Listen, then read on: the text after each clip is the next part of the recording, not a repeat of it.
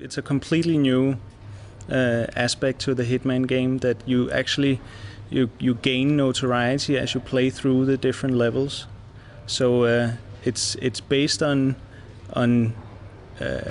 how much you're seen by other actors. If there are any witnesses seeing you do nasty stuff, and if you get caught on security cameras and things like that.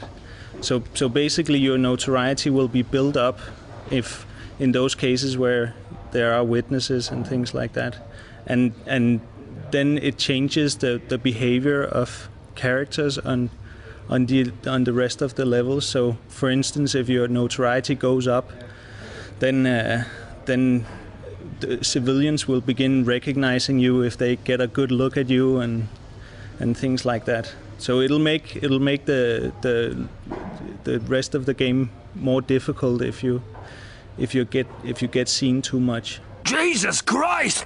You're that bald killer! Police! Someone!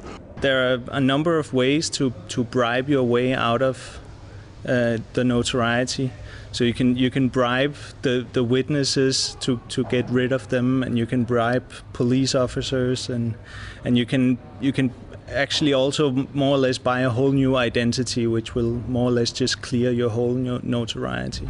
But also, and more importantly, you can use them for upgrading your weapons.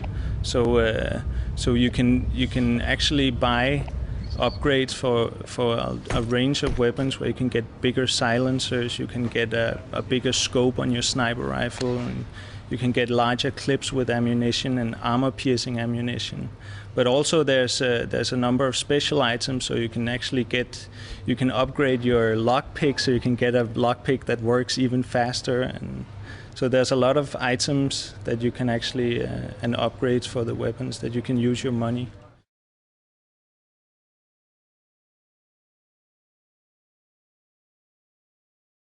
Some of us have been thinking that Hitman back in the old days was kind of like a tank.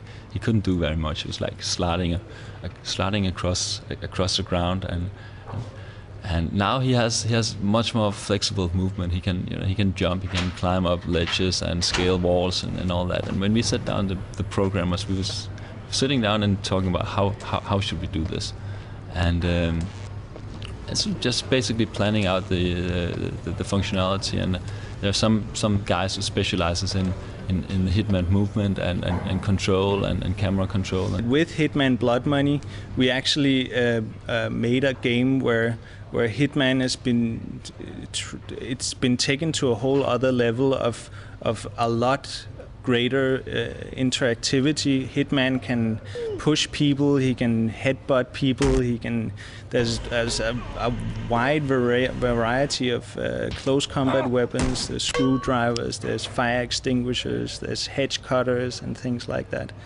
Anything else? Excellent.